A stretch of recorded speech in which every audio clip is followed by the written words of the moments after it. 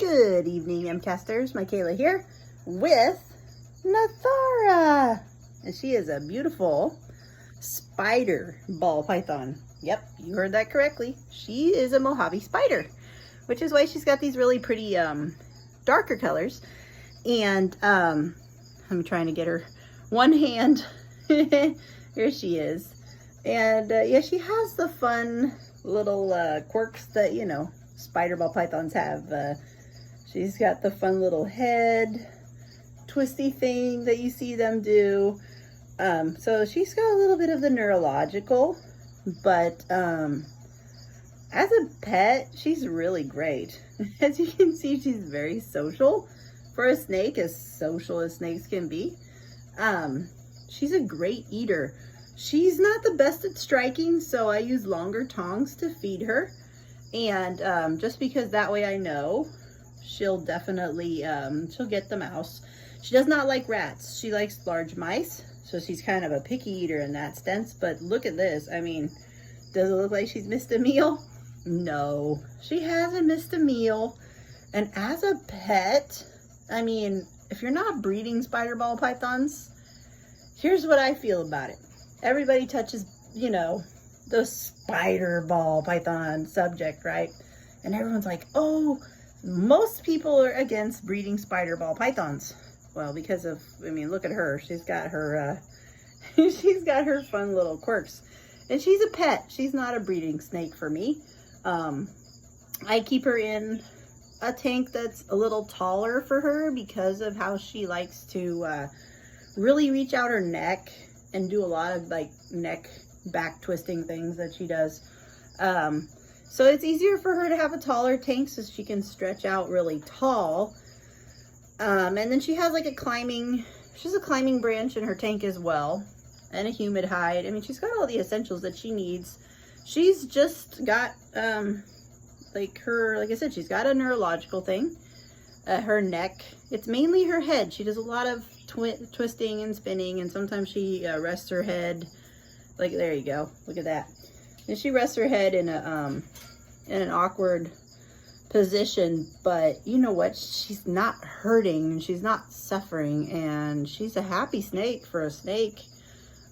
She's eating, and she's, you know, she's going potty normal like a normal snake would do. And she's growing, and she's, like I said, she's healthy as far as other than just carrying that gene. It doesn't affect their lifespan as far as not affecting her day-to-day. I mean, you look at people in this world, and we're all born with different things. You know what I mean? We're born with, sometimes we have special needs, and we have some neurological issues ourselves, but nobody says, you know, you can't have that kid. Why would you have that kid? What's wrong with you? No, it just happens. And nobody purposely, you know, seeks out to have some kind of health issue.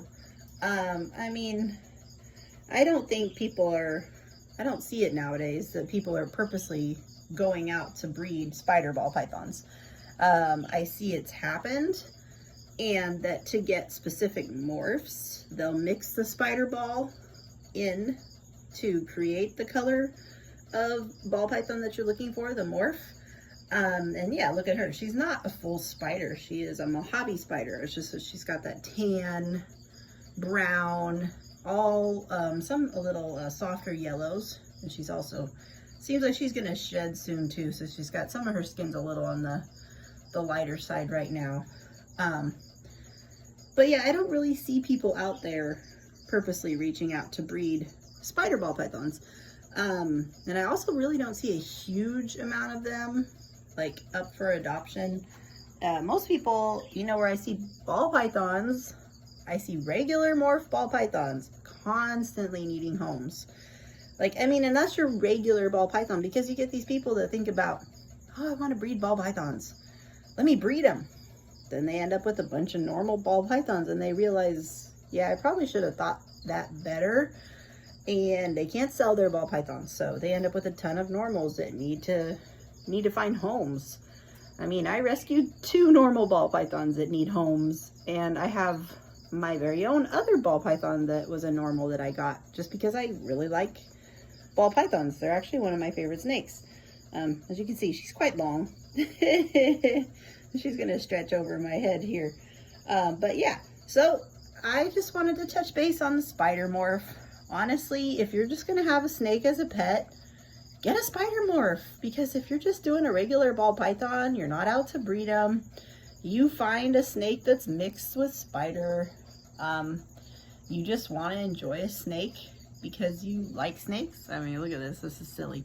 Then just do it. There's nothing wrong with them besides the little bit of neurological stuff that happens. I mean, I guess there might be some that are worse than others, but I would hope if a breeder finds a snake with any severe neurological issues that they would end up culling that snake as a baby, because you don't want to see if that snake is going to survive. And the quality of life, I think every breeder should definitely think about that before they you know, decide to keep the baby that's hatched if it has severe issues.